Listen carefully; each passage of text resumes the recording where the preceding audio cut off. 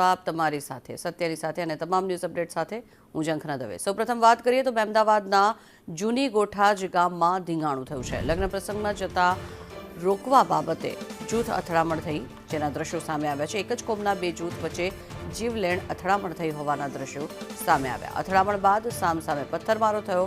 લગભગ 50થી પણ વધુ લોકોના ટોળાએ એકબીજા પર હુમલો કર્યો છે। જૂથ અથડામણના લાઈવ વિડીયો સામે આવ્યા છે, જેમાં ધારિયા, લાકડા અને દંડા સહિત મારામારી કરી છે। જૂથ અથડામણમાં લગભગ 8થી વધુ લોકો ખૂબ જ ગંભીર રીતે ઇજાગ્રસ્ત થયા છે। આ તમામ ઇજાગ્રસ્ત લોકોને ખાનગી હોસ્પિટલમાં તાત્કાલિક સારવાર હેઠળ ખસેડવામાં આવ્યા છે। જોકે પોલીસે સામસામે ફરિયાદ નોંધી સમગ્ર મામલે વધુ તપાસ હાથ ધરી છે।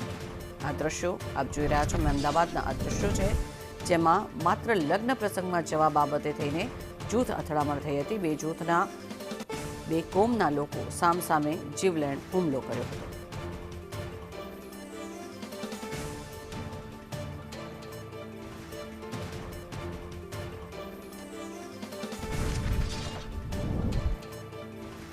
તો ખૂબ જ નજીવી કહી શકાય તેવી બાબતે આ માથાકૂટના દ્રશ્યો સામે આવ્યા છે, કે જેમાં બે કોમ અને બે અન્ય જૂથના લોકો સામસામે એકબીજા પર જીવલેણ હુમલા કરી રહ્યા છે।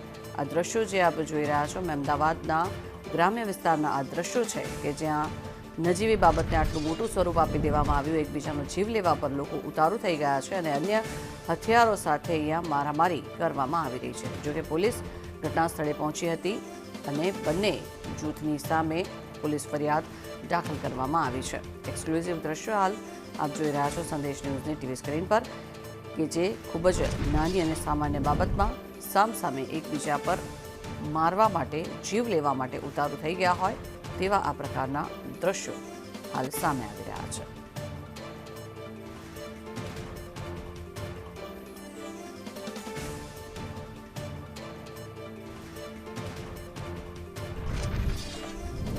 વધુ માહિતી મેળવીએ, સંવાદદાતા કરુણેશ જોડાયા છે આપણી સાથે। કરુણેશ, શું બાબત છે? શા માટે થઈને આ રીતે જીવલેણ હુમલા એકબીજા પર કરવામાં આવી રહ્યા છે?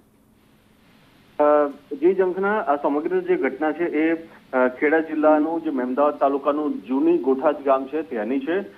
જૂની ગોઠાજ ગામ ખાતે એક જ સમાજના બે જૂથો સામસામે આવી ગયા હતા। મુખ્ય કારણ એ હતું કે લગ્ન પ્રસંગ હતો અને લગ્ન પ્રસંગમાં ન જવા દેવાની બાબતે માથાકૂટ થઈ હતી અને તેને લઈને જ બે જૂથ સામસામે આવી ગયા હતા। જોતામાં પહેલા તો ગાળાગાળી થઈ અને ત્યારબાદ ધારિયા અને લાકડી, દંડા, તમામ જે હથિયારો હતા, ઘાતક હથિયારો, તે લઈને એકબીજા પર હુમલો કર્યો હતો।